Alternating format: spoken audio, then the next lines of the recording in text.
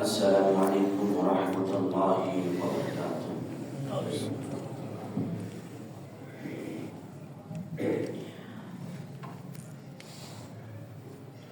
الحمد لله الذي أكرم بالذي خلق الإنسان وكرمه وعلمه بيان ما لم يعلم فسبحان الذي لا إحصاء امتنانه من اللسان ولا بالقلم ونشهد أن لا إله إلا الله وحده لا شريك له ونشهد أن سيدنا وإمامنا وقدوتنا وطبيبنا وطبيب أرواحنا محمد صلى الله عليه وسلم وشر الأمور محدثاتها وشر الأمور أوسطها وكل محدثة بدعة وكل بدعة ضلالة وكل ضلالة في النار وداعيا إلى الله بإذنه سراجا وقمرا منيرا أما بعد فقد قال الله تعالى في كلامه المجيد وفرقانه الحميد أعوذ بالله من الشيطان الرجيم بسم الله الرحمن الرحيم تبارك الذي جعل في السماء بروجا وجعل فيها سراجا وقمرا منيرا وهو الذي جعل الليل والنهار خلفة لمن أراد أن يذكر أو أراد شكورا قال الله تعالى في شان حبيبه إن الله وملائكته يصلون على النبي يا أيها الذين آمنوا صلوا عليه وسلموا تسليما সবাই মুহাব্বতের সহিত দরুদ ইব্রাহিম পড়ুন اللهم صل على محمد وعلى آل محمد كما صليت على إبراهيم وعلى آل إبراهيم إنك حميد مجيد اللهم بارك على محمد وعلى آل محمد كما باركت على إبراهيم وعلى آل إبراهيم إنك حميد مجيد সকল প্রশংসার মালিক আল্লাহ রাব্বুল আলামিন যিনি আমাদেরকে পবিত্র জুম্মার দিন মসজিদে আসার জন্য তৌফিক দিয়েছেন, আল্লাহর কাছে লাখ কোটি কালিমাতুশ শুকর আদায় করছি, বলুন আলহামদুলিল্লাহ। শান্তি অবতীর্ণ হোক জনাবে মুহাম্মদ রাসূলুল্লাহ সাল্লাল্লাহু আলাইহি ওয়াসাল্লাম। আল্লাহুম্মা সাল্লি আলাইহি আল্লাহুম্মা বারিক আলাইহি। আমি আপনাদের সামনে সূরাতুল ফুরকান থেকে ধারাবাহিকতা কথা বলছিলাম, আজকেও কথা বলবো ইনশাআল্লাহ, একটু ভিন্ন আঙ্গিক। আল্লাহ যদি আমাকে তৌফিক এনায়েত করেন, এটার উপর কথা বলার জন্য চেষ্টা করব। মা তৌফিক ইল্লা বিল্লাহ আলাইহি তাওয়াক্কালতু ওয়া ইলাইহি উনীব। রব্বানা লা ইলমা লানা ইল্লা মা 'আল্লামতানা ইন্নাকা আনতাল আলিমুল হাকীম। রব্বি ইশরাহ লি সাদরি ওয়া ইয়াসসির লি আমরি ওয়াহলুল উকদাতাম মিন লিসানি ইয়াফকাহু কওলি, বলুন আমিন। আমরা পৃথিবীতে ব্যঙ্গ করতে পছন্দ করি। আল্লাহ নবী সাল্লাল্লাহু কি করছেন সেখান থেকে আমরা শিখব। এরপর আমরা ধারাবাহিকতা সূরার আয়াতের দিকে আমরা চলে যাব। আল্লাহ নবী সাল্লাল্লাহু আলাইহি ওয়াসাল্লামের সাহাবী বিলাল রাদিয়াল্লাহু তাআলা হাবশী গোলাম, তিনি আযান দিচ্ছেন মদিনা মসজিদে নববী। যখন আযান দিচ্ছেন, ওর পাশেই ছিলেন কিছু গোত্র লোক যারা বিধর্মী। তখন কিছু ছেলে যুবক এসে তখন বিলাল রাদিয়াল্লাহু তাআলা আযানকে ব্যঙ্গ করছেন। ব্যঙ্গ করার পর তখন দেখছেন যে বিলাল রাদিয়াল্লাহু তাআলা মন খারাপ হয়ে গেলেন। তখন আল্লাহ নবী তা উপলব্ধি করতে পারলেন। তখন সাহাবীদেরকে ডাক দিয়ে বলছেন, দেখো তো ওরা কি যুবক না? তখন বলছেন হ্যাঁ।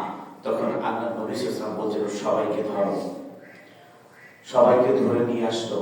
নিয়ে আসার পর আল্লাহ নবী সাল্লাল্লাহু আলাইহি ওয়াসাল্লামের সামনে হাঁটু গেড়ে ওই বিধর্মী যুবকগুলি বসে গেলেন। বসে যাবার পর তখন জিজ্ঞাসা করছে যে তোমরা যেন কি বলছিলে? তখন বলছেন, ইয়া রাসূলুল্লাহ, আমরা ভুলে গিয়েছি। আবারও বলছে, তোমরা না কি বলছিলে? তিনবার জিজ্ঞাসা করার পর তখন বলছেন, হুজুর আমরা ভুলে গিয়েছি। তখন বলছেন, আযান দিচ্ছিল বিলাল, আর তোমরা সেই শব্দের ব্যঙ্গ করছিলে। তখন তিনি বলছেন যে কে করছিলেন? তখন সবাই একজনকে দেখাই দিলেন, যার নাম ছিল আবু মাহজুর। আবু মাহজুর। তখন আবু মাহজুর বিপদে পড়ে গেলেন যে আমাকে ফাঁসায় দিতে চলে গেল। তখন আল্লাহ নবী সাল্লাল্লাহু আলাইহি ওয়াসাল্লাম বলছেন, বলো তো দেখি। তখন বলছেন, আল্লাহ নবী আমি পারি না। আবার বলছেন, আবার বলো দেখি। তখন বলছেন, আল্লাহ নবী আমি পারি না। আবার বলছে, বলো দেখি। বলছেন, আল্লাহ নবী পারি না। আল্লাহ নবী সাল্লাল্লাহু আলাইহি ওয়াসাল্লাম তার মাথার মধ্যে হাত রাখলেন। হাত রাখার পর তার চুলের মধ্যে বিড়ি কাটছেন। বিড়ি কাটার পর বলছেন যে এখন বলো দেখি। বলছেন, হুজুর আমি পারি না সম্পূর্ণ ঠিক। তখন আল্লাহ নবী সাল্লাল্লাহু আলাইহি ওয়াসাল্লাম বলছেন যে আমি বলছি তুমিও বলো। আল্লাহ নবী সাল্লাল্লাহু আলাইহি ওয়াসাল্লাম যখন আল্লাহু আকবার আল্লাহু আকবার এমনি করে আযান দিচ্ছেন, আবু মাহজুর আযান দিচ্ছেন। আযান দিতে দিতে এক পর্যায়ে যখন তিনি আযান সম্পূর্ণটা হয়ে গেল, তখন বলছেন যে এখন তুমি কি পারবা না? তখন বলছেন, হুজুর আমি পারবো, তবে হ্যাঁ আমার শর্ত হলো দুটি। এক নাম্বার শর্ত, আপনি আমাকে মুসলমান বানিয়ে দিন। সবাই বলুন, আশহাদু আল্লা ইলাহা ইল্লাল্লাহু ওয়াহদাহু লা শারীকা লাহু ওয়া আশহাদু আন্না মুহাম্মাদান আবদুহু ওয়া রাসূলুহু। মুসলমান হয়ে গেলেন। বলছেন দ্বিতীয় নাম্বার শর্ত, হুজুর আপনি আমাকে যেহেতু আযান দিতে বলেছেন, আমি মসজিদুল হারামের মুয়াজ্জিন হতে চাই। মসজিদুল হারামের মুয়াজ্জিন হতে চাই। তখন বলছেন ঠিক আছে, তোমাকে আল্লাহ পাক তোমাকে কবুল করুন। ওনাকে মসজিদুল হারামের মুয়াজ্জিন বানিয়ে দিলেন। যেমন গতকালকে আমি একটা জিনিস দেখেছি, মানে আস্তে আস্তে আমার মানে উপরের থেকে নিচে নামতে আমার হাদিসটা মনে পড়ে গেল যে আল্লাহ নবী সাল্লাল্লাহু আলাইহি ওয়াসাল্লাম বলছেন কিয়ামতের দিন মুয়াজ্জিনদের গলা মানে কান তার প্রসারিত করবেন, সবার উপরে থাকবেন। আল্লাহ নবী সাল্লাল্লাহু আলাইহি ওয়াসাল্লাম বলছেন। আর আমরা দেখতে পাই যে আযানের জন্য অনেক সময় যে লোকই খুঁজে পাওয়া যায় না। মুয়াজ্জিন সাহেব তো আছে, তারপর অনেক সময় আছে যে দেখো অনেক মসজিদে আছে যে কখন টাইম টেবিল নাই, কোনো সময় সীমা নেই, আজান সময়টা এক সময়, আরেক সময়টা আরেক সময় দিচ্ছে। কিন্তু দেখেন আপনি আমি মনে করছি বাংলাদেশে যে আপনি আমি মনে হয় শুধু মসজিদ পরিষ্কার করবো, কারা করবে? খতিব সাহেব করবে, ইমাম সাহেব করবে, মুয়াজ্জিন সাহেব করবে, খাদেম করবে, যাদেরকে রাখা আছে এরাই শুধু করবে না। আল্লাহ নবী সাল্লাল্লাহু আলাইহি ওয়াসাল্লাম নিজে মসজিদ ঝাড়ু দিয়েছেন। আপনার আমার মসজিদ জাতির পিতা ইব্রাহিম আলাইহিস সালাম মসজিদ ঝাড়ু দিয়েছে। এটা নবীওয়ালা কাজ, এটা নবীওয়ালা কাজ। এরপরে দেখেন ওইখান থেকে আসেন আল্লাহ নবী সাল্লাল্লাহু আলাইহি ওয়াসাল্লাম নিজে মসজিদ ঝাড়ু দিয়েছেন, সাহাবীরা ইকরাম রাদিয়াল্লাহু তাআলা আজমাইনরা ঝাড়ু দিয়েছেন। আল্লাহ নবী মসজিদে নববী ঝাড়ু দিচ্ছেন। ঝাড়ু দেওয়ার পর আবু বকর বললেন, দেখেন যে আল্লাহ নবী ঝাড়ু দিচ্ছেন। উনি তখন কি করলেন? ওনার শরীরের জামাটা খুলে মুছতে শুরু করলেন। যিনি পৃথিবীর শ্রেষ্ঠ মানুষ, সেই যদি মসজিদ ঝাড়ু দেয় তাহলে আমার মতো আবু বকর কি করব? আমি আবু বকর কি করব? তখন ওনার জামা দিয়ে মুছতে শুরু করলেন।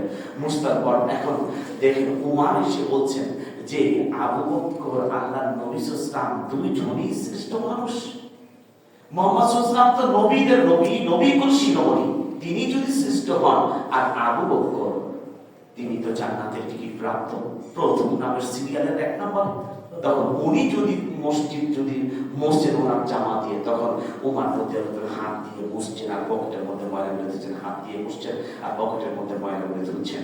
রাখার পর এখন ওসমান গনি এসে দেখছেন, আল্লাহ আমার তো এখানে আর কোনো কাজই নেই, তাহলে আমি এখানে কি করব? তখন বলছেন ওসমান গনি বলতেছেন যে রব্বুল আলামিন আমার তো কিছু নেই। তখন উনি কি করছেন? যে জুতাগুলি সব সোজা করছেন, সব জুতাগুলি সোজা করতেছে, যে এইটা আল্লাহ নবী সাল্লাল্লাহু আলাইহি ওয়াসাল্লামের জুতা, এটা নবীকুল শিরোমণির জুতা, এটা হলো প্রথম নাম্বারের টিকিট প্রাপ্ত জান্নাতের আবু বকরের জুতা, এটা হলো উমরের জুতা, আমি ওসমান আমার কিছু নেই। সবচেয়ে পৃথিবীর শ্রেষ্ঠ ধনী ছিলেন তদন্তকারী ওসমান, শ্রেষ্ঠ ধনী ছিলেন। আপনারা কয় টাকা মালিক?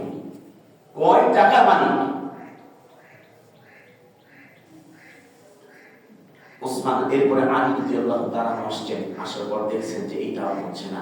তখন উনি সবার জন্য ওজুর পানি ভরতে শুরু করছেন, ওজুর পানি ভরে সব সুন্দর করে রেখে দিয়েছেন। সুবহানাল্লাহি ওয়া বিহামদিহি। আপনার আমার মধ্যে এই তাসিরটা নিয়ে আসতে হবে। আপনি আমি মাটির মানুষ, আপনি আমি মাটির মানুষ, আপনার আমার কিছু নেই, মাটির মতোই চলতে হবে পৃথিবীতে। আপনার আমার যদি রাগ, অহংকার, হিংসা, ঘৃণা, বিদ্বেষ থাকে, ইবাদত কবুল হবে? মুহাম্মদ রাসূলুল্লাহ সাল্লাল্লাহু আলাইহি ওয়াসাল্লাম বলেন, আল্লাহর নবী জনাব মুহাম্মদ রাসূলুল্লাহ সাল্লাল্লাহু আলাইহি ওয়াসাল্লামের কাছে যে কোরআনটি নাযিল করেছেন, কিতাবটি নাযিল করেছেন, এটা শুধু হজের জন্য নাযিল করেননি, রমজান মাসে রোজা রাখার জন্য নাযিল করেননি, যাকাত দেওয়ার জন্য নাযিল করেননি, 5 ওয়াক্ত নামাজ পড়ার জন্য নাযিল করেননি, একেবারে নির্দিষ্ট করে কোনো কিছু করার জন্য নাযিল করেননি। আল্লাহ পাক নাযিল করেছেন যে হলো পৃথিবীতে সোশ্যোলজি বলেন, বায়োলজি বলেন, কেমিস্ট্রি বলেন, ফিজিক্স বলেন, যত পৃথিবীতে সাবজেক্ট আছে আর যত নীতিমালা আছে, সকল নীতিমালার নীতি গ্রন্থের নাম হচ্ছে আল কোরআনুল কারীম। বলেন সুবহানাল্লাহ। আল্লাহ নবী সাল্লাল্লাহু আলাইহি ওয়াসাল্লামকে জিজ্ঞাসা করা হলো, হুজুর এর মধ্যে কি সকল নীতিমালার গ্রন্থের কোনো চাবিকাঠি নাকি?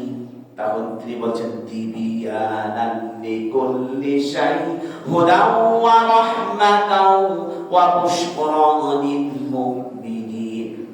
কোরআন জবাব দেয়, আমার মধ্যে রাষ্ট্রনীতি আছে, স্বরাষ্ট্রনীতি আছে, পররাষ্ট্রনীতি আছে, যুদ্ধনীতি আছে, বন্দীনীতি আছে, সংসার কিভাবে চালাইবা, তোমার সাংসারিক জীবন কিভাবে চালাইবা, পারিবারিক জীবন কিভাবে চালাইবা, সমাজ কিভাবে চালাইবা, রাষ্ট্র কিভাবে চালাইবা, সবগুলি নীতিমালার নীতি গ্রন্থের নাম হচ্ছে কোরআনুল কারীম।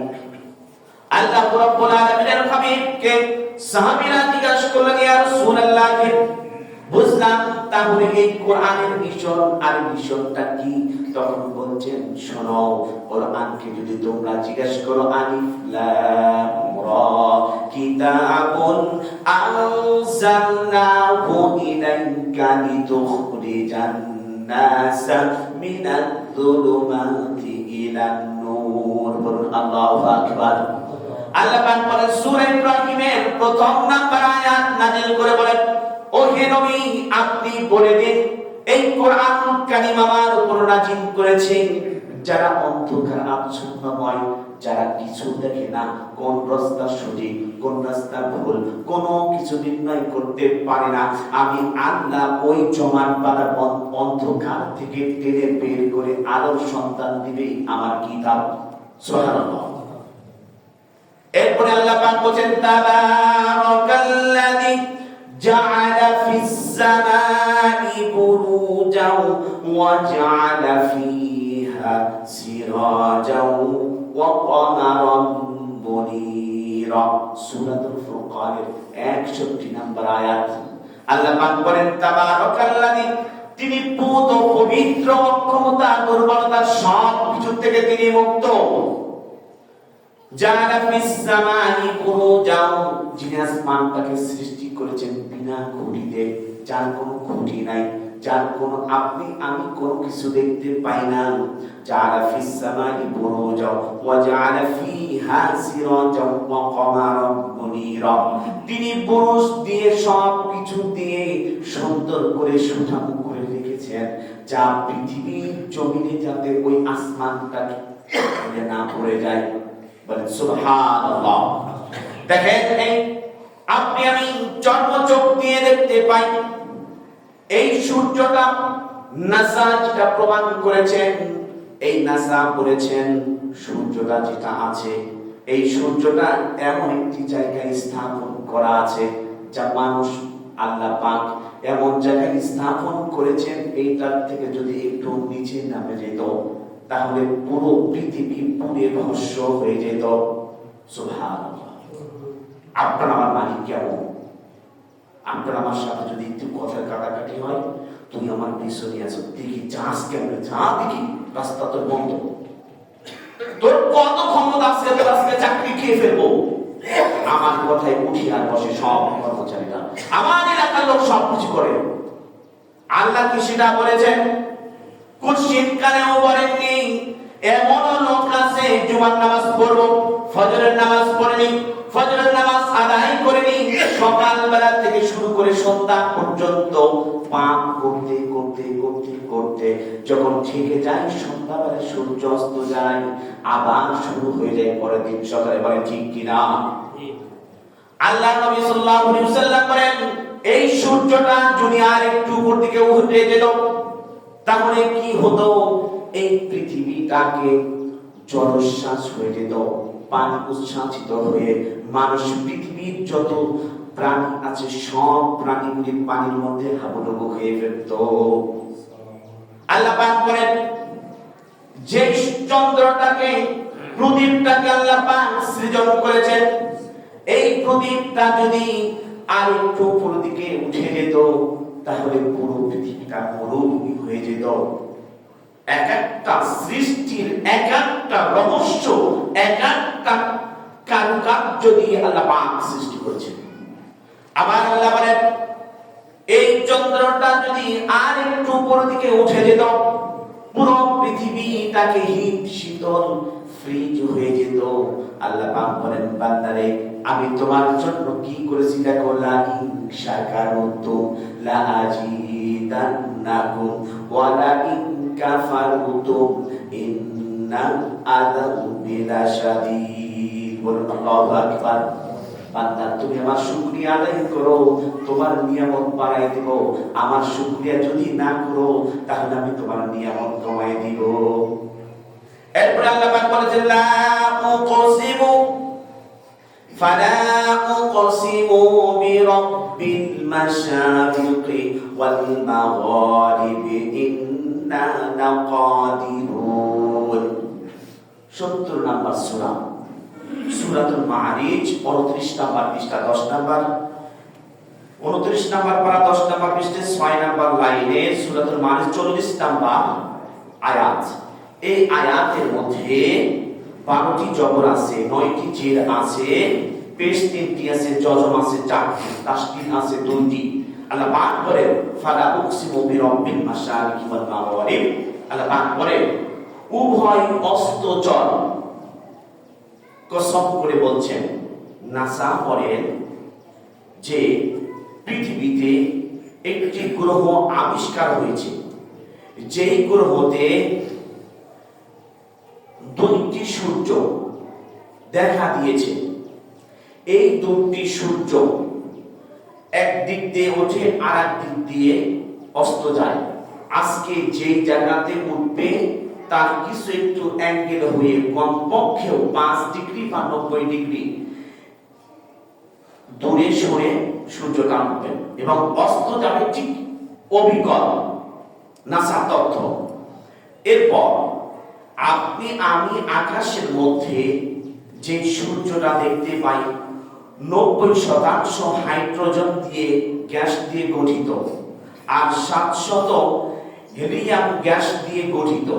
আর রাসায়নিক বিজ্ঞান পর্যায়ে যেটা বলেছেন আল্লাহ নবী সাল্লাল্লাহু আলাইহি ওয়াসাল্লামের থিওরি 1450 বছর আগে আল্লাহ পাক যেটা বলেছেন সেটা হলো পরিণত হয়েছে যে এই সূত্রে আরবি হরফ হা। আপনি আমি যখন দেখতে পাই এ বি সি ডি যখন পড়ি এটার মধ্যে একটা অক্ষর আছে এইচ, আর এইচ তে হা বোঝায়। যেমন হা এটা হলো আরবি হরফ, এই আরবি হরফের সঙ্গে এইচ এর মিল আছে। আবার আল্লাহ বলেন যে আমি সূর্যটাকে যে নাজিল করেছি, এই সৃষ্টি করেছি, এই সূর্যর নামেও আমি একটি সূরা দিয়েছি। বলেন সুবহানাল্লাহ। আল্লাহ নবী সাল্লাল্লাহু আলাইহি ওয়াসাল্লাম বলেন পৃথিবীতে মানুষের যাহা প্রয়োজন যাহা দরকার চাহিবার আগে আল্লাহ পাক তা পূরণ করে দিয়েছেন। আল্লাহ বলেন সূর্যের নামে একটি সূরা দিলাম। এই সূরাতে 15টি আয়াত আছে। প্রত্যেকটি আয়াতের শেষে আল্লাহ পাক বলেন প্রত্যেকটি আয়াতের শেষে আমি হাত দিয়েছি, এইচের সাথে হার সঙ্গে মিলে গিয়েছে। এই সূরাটা হলো 90 নাম্বার সূরা। মিলন আয়তন বছরে দেখতে 90 মিলিয়ন। এই পৃথিবীর সৃষ্টি হওয়ার 91 মিলিয়ন বছর পর আল্লাহ পাক সূর্যকে আবিষ্কার করেছেন, সৃষ্টি করেছেন। বিজ্ঞান বলেন গঠিত করার কর্তাই কোরআনুল কারীমের 91 নাম্বার সূরা। পৃথিবী থেকে সূর্যের দূরত্ব 91 মাইল মিলিয়ন তার দূরত্ব পৃথিবী থেকে। আর এই সূর্যটি হলো 15 কোটি বিলিয়ন এবং 15 সংখ্যার দ্বারা আয়াত দ্বারা 15 বিলিয়ন ডিগ্রি সেলসিয়াস তাপমাত্রা আল্লাহ পাক দেন। প্রত্যেকটি কোরআনুল কারীমের সঙ্গে এক একটি আয়াতের অপরূপ মিল দিয়েছেন। মিল দেওয়ার পরে 1915 সালে আলবার্ট আইনস্টাইন সাধারণ তত্ত্ব করতে গিয়ে বলেছেন ইয়াউমা নাতবিস সামাআ কাতাইয়িস সিজিল্লিল কুতুবি কামা বাদানা আওয়ালা খালকিন নুঈদু ওয়া'দান আলাইনা ইন্না কুন্না ফাইলিন। 21 নাম্বার সূরা সূরাতুল আম্বিয়া 17 নাম্বার পারার 10 নাম্বার পৃষ্ঠে 2 নাম্বার লাইনের 104 নাম্বার আয়াত। এই আয়াতটির মধ্যে 17টি জবর আছে, 6টি জের আছে, পেশ আছে 3টি, খাড়া জবর আছে 1টি, 2 জবর আছে 1টি, 2 জের আছে 2টি, জজম আছে 9টি, তাসদিদ আছে 7টি, উল্টা পেশ আছে 1টি। আল্লাহ পাক বলেন ইয়াউমা নাতুবিস সামাআ কাতাইয়িস সিজিল্লিল কুতুবি কামা বাদানা আওয়ালা খালকিন নুঈদু ওয়া'দান আলাইনা ইন্না কুন্না ফাইলিন। আল্লাহ পাক বলেন ও হে দুনিয়ার মানুষরা, তোমরা অহংকার করো, তাকাব্বুরি করো, বাহাদুরি দেখাও, ক্ষমতার, টাকার, বংশের অহংকার, তোমার যাহা কিছু বোঝাও না কেন আমি আল্লাহ এই 7 তবক জমিনকে রুমালের মতো হাতের মধ্যে পেঁচাই দিব। আল্লাহু আকবার। এমন একজন আল্লাহ, এমন একজন রব, এমন একজন মালিক, এমন একজন ইলাহ, যাহা হবে তার হাতের মধ্যে যখন 7 জমিন 7 আসমানটাকে রুমালের মতো পেঁচিয়ে দিবেন, মাত্র সরিষার দানার মতো তার হাতের মধ্যে দেখা যাবে। সুবহানাল্লাহ, কেমন আল্লাহ! সেই মালিকের আমরা একটু গোলামি করি না। এক একটি আসমান আর একটির উপর সিটির নেই কোনো, যেমন কিতাবের পৃষ্ঠা অথবা খাতার পৃষ্ঠা একটার উপরে যখন আরেকটা পড়ে যায়, কিয়ামতের ময়দানে আল্লাহ পাক বলেন সেই দিন আমি সবগুলো একটার উপর একটা পড়ে যাবে। প্রথম আসমান আমরা যা দেখি তার থেকে ডাবল গুণ বড় দ্বিতীয় আসমান, আর এর থেকে হলো তৃতীয় আসমান আরো ডাবল, চতুর্থ আসমান আরো ডাবল, পঞ্চম আসমান আরো ডাবল, ষষ্ঠ আসমান আরো ডাবল, সপ্তম আসমান আরো ডাবল। এরপরে আল্লাহ পাক আরশে আজিমে অধিষ্ঠিত হয়েছেন। আল্লাহ পাক বলেন, সবাই বলুন আল্লাহু লা ইলাহা ইল্লা হুয়াল হাইয়ুল কাইয়্যুম লা তাখুযুহু সিনাতুন ওয়া লা নাওম।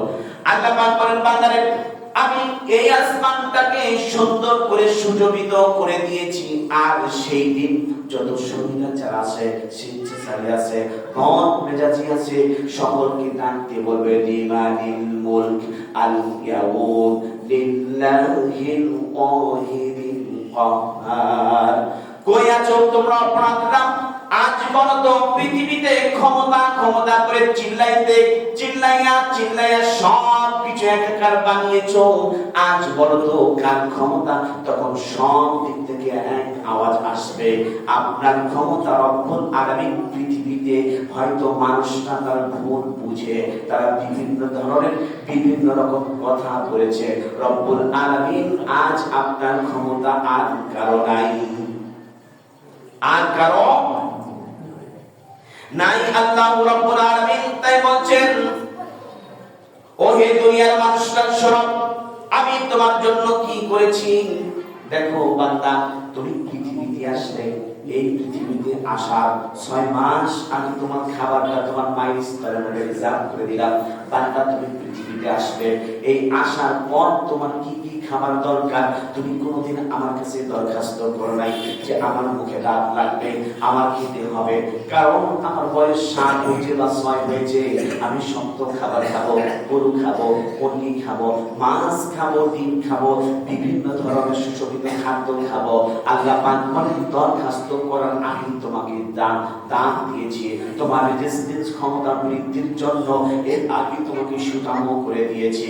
আল্লাহ পাক বলেন, বান্দারে কাইফা তাকুনা ইন কাফারতুম ইয়াওমা ইয়াজআলুল বিলদানা শিবা। আর সেদিন দেখেন এটা আবিষ্কার হয়েছে। আপনার আমার চুল পাকার কারণটা হলো 2006 সালে আবিষ্কার হয়েছে। আর আল্লাহ নবী 1400 বছর 1450 বছর আগে আল্লাহ হাবিব সঙ্গে তা বলে দিয়েছেন, তার কাছে নাজিল করেছেন। 73 নাম্বার সূরা সূরাতুল মুজাম্মিল 29 নাম্বার পারা 16 নাম্বার পৃষ্ঠাে 2 নাম্বার লাইনের 17 নাম্বার আয়াতে আল্লাহ পাক বলেন, এটার মধ্যে হলো 13টি জবর আছে, 3টি জের আছে, 3টি পেশ আছে, 10টি জজম আছে, 1টি তাসদীদ আছে, 2 জের 2 জবর আছে, 1টি। এটা হলো আল্লাহ পাক বলেন অক্ষর আছে 35টি। আল্লাহ পাক বলেন, ইন কাফারতুম ইয়াওমা ইয়াজআলুল বিলদানা শিবা।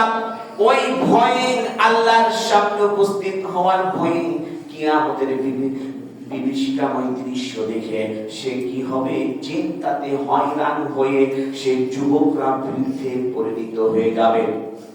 যখন ফাতিমা রাদিয়াল্লাহু তাআলা আল্লাহর নবীকে জিজ্ঞাসা করলেন, হুজুর আপনি তো আপনার মেয়ে হাসান হুসাইন তো আপনার কলিজার টুকরা নাতি, আপনার মেয়ের জামাই আলী, কিয়ামতের দিন কি সেই হিসাবে বিচার হবে?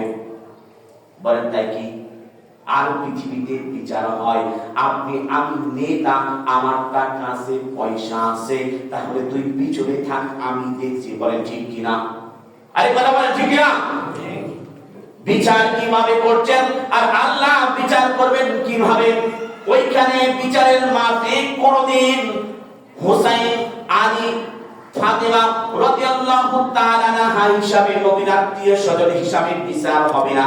তাহলে বিচার কিভাবে হবে? তখন বললেন ওয়া আনদির আশিরাতাকাল আকরাবিন। আল্লাহর নবী বললেন, ও ফাতিমা শোনো, সেই দিন বিচার হবে আমল ভালো তোমাকে জান্নাত দিয়ে দিবেন, আমল ভালো নয় তোমাকে জাহান্নামের মধ্যে ছেড়ে দিবেন। আর পৃথিবীতে দেখতে পাই যারা বিচারক পকেটে 50,000, এই পকেটে 50,000, বিচার মানে না, যাবে না তোমার পক্ষে, উপরের পকেটে 50,000, আবার মানুষের নিচে বিবির কাছে দিয়ে আসছে 50,000। আর এমনও আছে বিচার জজকে কন্টাক্ট করে সব কিছু বিচার করে ফেলে, আমার দিকে রায় দিবেন, যত টাকা লাগে সব দেব। আর এমন একজন মানুষ আছে পুরো বাংলাদেশটাকে চেঞ্জ করে দেব যদি আমাকে ছেড়ে দেন।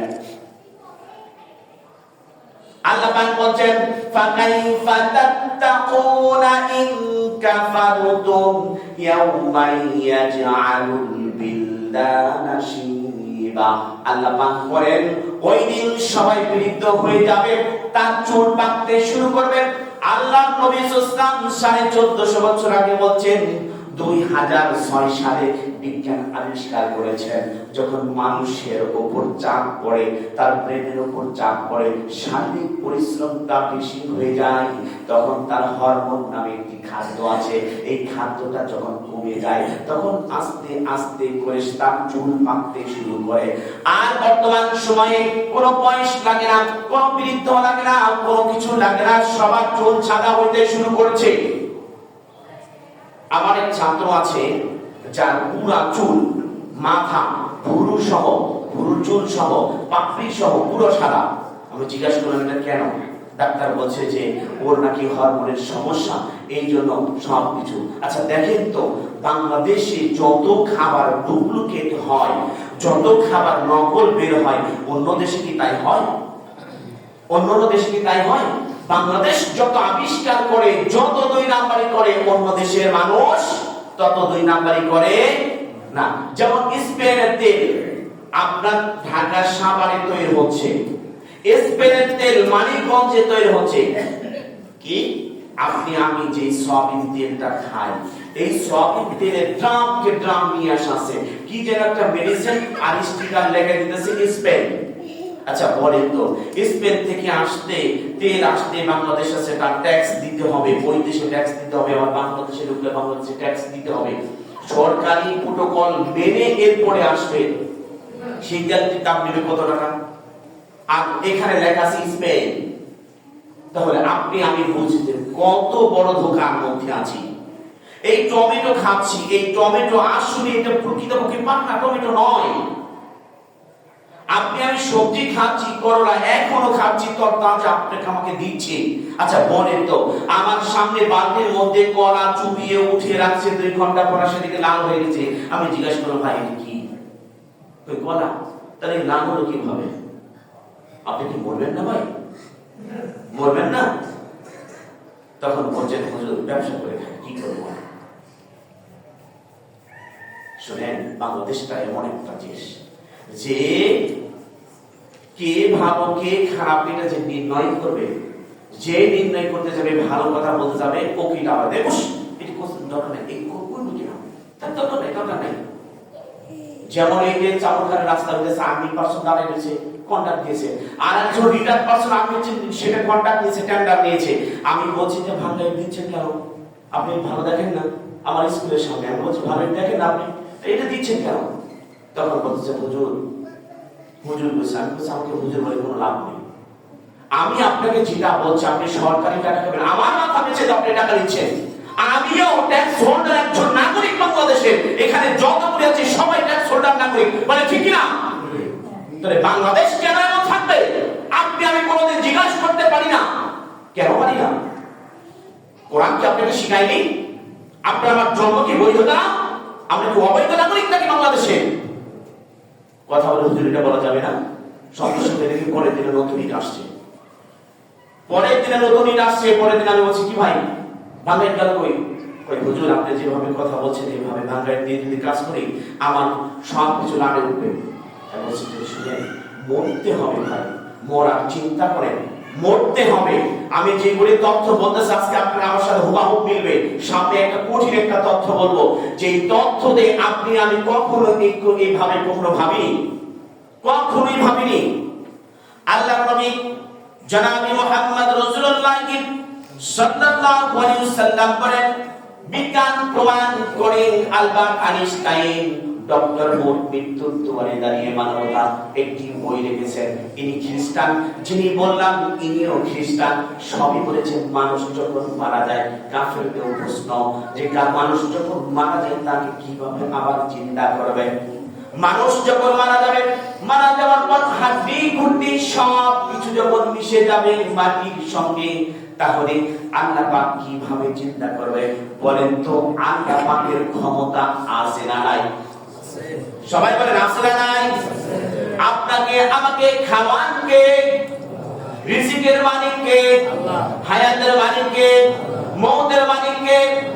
ইজ্জত দেওয়ার মালিক কে? ইজ্জত খাওয়ানোর মালিক কে? ফুলের মালা গলায় দেওয়ার মালিক কে? ফাঁসির মঞ্চে উঠাইয়া দেওয়ার মালিক কে? আপনার আমার যদি একটু 19 থেকে 20 হয় আর আমি যদি সঠিকভাবে বিচার না করতে পারি, তাহলে অবশ্যই ফাঁসির রশিটা আপনার আমার গলায় পরাই দিবেন। তিনি কে? এই জন্য আল্লাহ পাক বলছেন, দেখো মাতালুল্লাযীনা তাখাযু মিন দুনিল্লাহি আউলিয়া কামাতালিল আনকাবুত ইত্তাখাযাত বাইতান ওয়া ইন্না আহওয়ানাল বুয়ুতি লাবাইতুল আনকাবুত কালাউ কানু ইয়ামালুন। এটা হলো 29 নাম্বার সূরা, সূরাতুল আনকাবুত, 20 নাম্বার পারা, 20 নাম্বার পৃষ্ঠার 9 নাম্বার লাইনের 41 নাম্বার আয়াত। এই আয়াতের মধ্যে, দুটি আয়াতের মধ্যে 32টি জবর আছে, জের আছে 6টি, পেশ আছে 7টি, জজম আছে 16টি, তাসদীদ আছে 2টি, দুই জবর আছে 1টি। আল্লাহ পাক বলেন, বান্দা শোনো, পৃথিবীতে সুনাম দেহের কেউ ঘর বানায়, সকলেই বানায়, কিন্তু একটা প্রাণী সুনাম করে কোনদিন বাড়ি ঘর কিছুই বানায় না।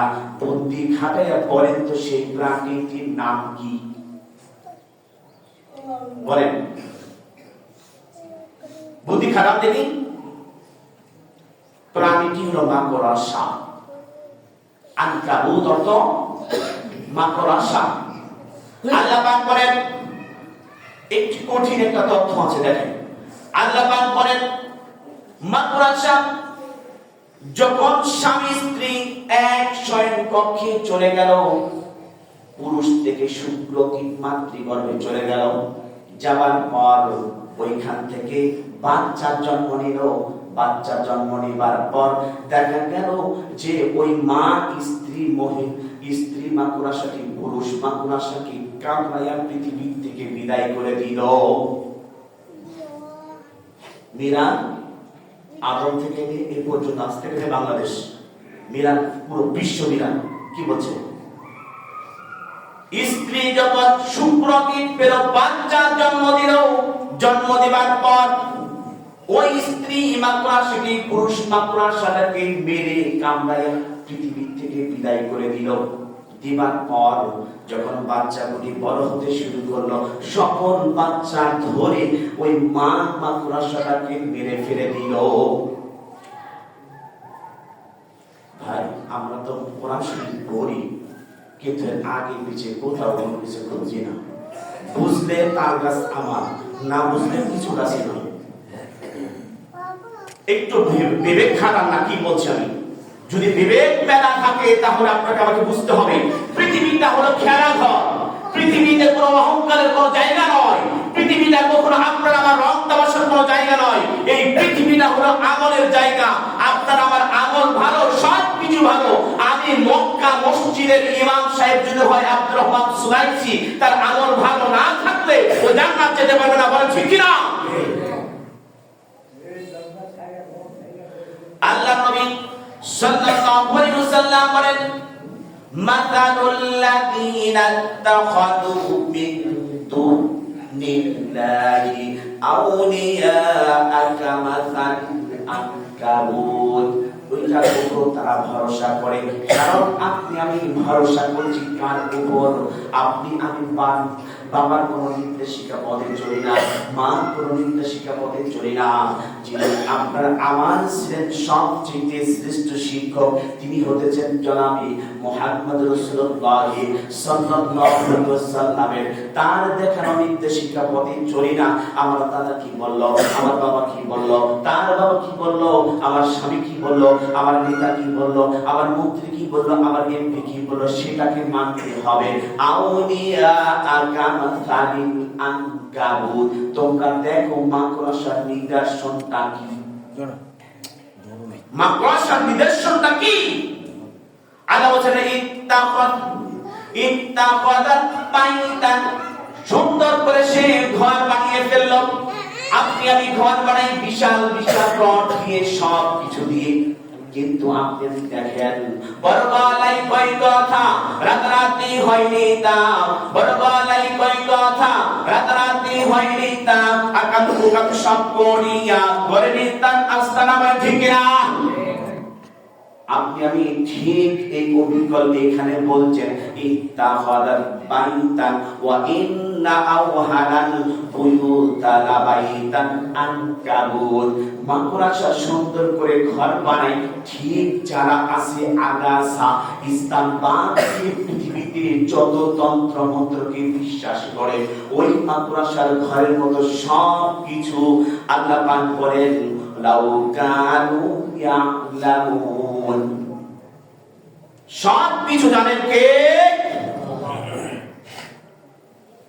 ভাই, পৃথিবীতে কি আছে আপনার আমার, কি আছে আপনার আমার? গতকালকে যেটা দেখলাম, একজন বিগত সময়ে একজন তিনি দল করতেন, উনি 7 মাস পর আসছেন বউ বাচ্চার সঙ্গে দেখা করতেন। বর্তমান যারা বলছে ক্ষমতায় আসবো ক্ষমতায় আসবো আসবো আসবো, রাগ করলে কিছু করে নাই, যা বাস্তবতা সত্য সেটা বলছি। আসে মাইরা নৌকিটা পর্যন্ত খুলে নিয়েছে। ও আমাকে জ্বালাতন করছে, এখন আমি জ্বালাতন করতেছি। এটা না আল্লাহ কি ইসলামকে এটা শিখিয়েছেন? ইসলামকে এটা শিখিয়েছেন আপনাকে আমাকে? একটা যদি ভেস্কি মারি, যদি সেটা ইসলামিক আইন ছাড়া, শরীয়ত ছাড়া, বৈধ ছাড়া, কারণ একটা যদি ভেস্কি মারি, দুটা ভেস্কি খাওয়ার পর আমার মৌত হবে। কথাটা ক্লিয়ার দিন। আমি যদি একজনকে একটা ভেস্কি মারি, দুইটা যতক্ষণ পর্যন্ত ভেস্কি না খাবো ততক্ষণ পর্যন্ত আমার মৌত হবে না, বলেছেন কে? এরপরে দেখেন, এই জন্য আল্লাহ পাক বলেছেন ওয়াকাদু আইদা কুননা ইদামান ওয়া ফাতান আইন্না লামাবউতুনা খালকান জাদীদা কুল কুনু হিজারাতান আও হাদীদা। 17 নম্বর সূরা, সূরা বানী ইসরাঈল, 15 নম্বর পারা, 5 নম্বর পৃষ্ঠে, 11 নম্বর লাইনের 49 50 নম্বর আয়াত। এই দুটি আয়াতে জবর আছে 19টি, জের আছে 6টি, পেশ আছে 8টি, তাসদীদ আছে 3টি, জজম আছে 10টি, দুই জবর আছে 6টি। এরপরে জবর আছে, দুই জবর আছে 6টি, এটা অক্ষর আছে 62টি।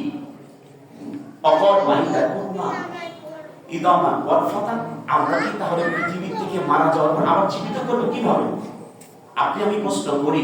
ঠিক, হ্যাঁ, মরে গেলে কি করবে? আমাকে কিছু করতে পারবে? কেউ দেখবে না? এটা ভুল কথা। কোরআনের অপব্যাখ্যা করছেন। আপনি আমি যে মৃত্যু বরণ করব, এরপরে সবার সঙ্গে দেখা হবে। এরপরে আল্লাহ বলছেন ইদামান ওয়াফাতান আইন্না লামাবউতুনা খালকান জাদীদা। আল্লাহ বলছেন তুমি কি হও? মারা যাও। মারা যাওয়ার পরে সব কিছু পচতেও, সেটা পানিতে মারা যাও, আগুনে পুড়ে মারা যাও, যে জায়গায় মারা যাও, আমি সৃষ্টি করার ক্ষমতা আল্লাহ রাখি। বল ঠিক কিনা? দেখেন, কোন হে নবী বলো, কোন হিজারাতান আও হাদীদা। হিজার মানে পাথর, হাদীদ অর্থ লোহা। তুমি মরণের পর লোহা হয়ে যাও আর পাথর হয়ে যাও, আমি আল্লাহ ওইখান থেকে সৃষ্টি করব। আমি কোটেশন বলতেছি, পিছনে মসজিদ থেকে বের হয়ে গিয়ে খালি গুনগুন করবেন, হুজুরে রেখে কি করে সব দিয়ে কথা বলছি, অক্ষর সহ সব ভেঙে ভেঙে বলছি, বোঝার চেষ্টা করুন। আপনার আমার লাইফটাকে আপনি আমি নিজের মতো করে সাজাইতে পারি না, সাজানোর একজন স্ট্রাকচার পাঠিয়েছিলেন আল্লাহ পাক, যার নাম মুহাম্মদ রাসূলুল্লাহ। বলেন তো তার মত অনুযায়ী পথ অনুযায়ী করেছি কি? ওয়ালাম ফাতাহনা আলাইহিম বাবাম মিনাস সামা'i ফাদাল্লু ফীহি ইয়াখরুজুন লাকালু ইন্নামা সুক্কিরাত আবসারুনা বাল নাহনু কওমুম মাসহুরুন। এই আয়াতের ব্যাখ্যা বলবো আগামী শুক্রবার ইনশাআল্লাহ। একটি আয়াতের উপর কথা বলছি, এটাই শেষ কথা। মাদ্রাসা আপনাকে আমাকে জীবন গঠন করার সব তথ্য শিখিয়ে দিচ্ছে। আপনারা কি করব? একটা কথাই বোঝেন, আপনার আমার হাত কিন্তু দুইটা।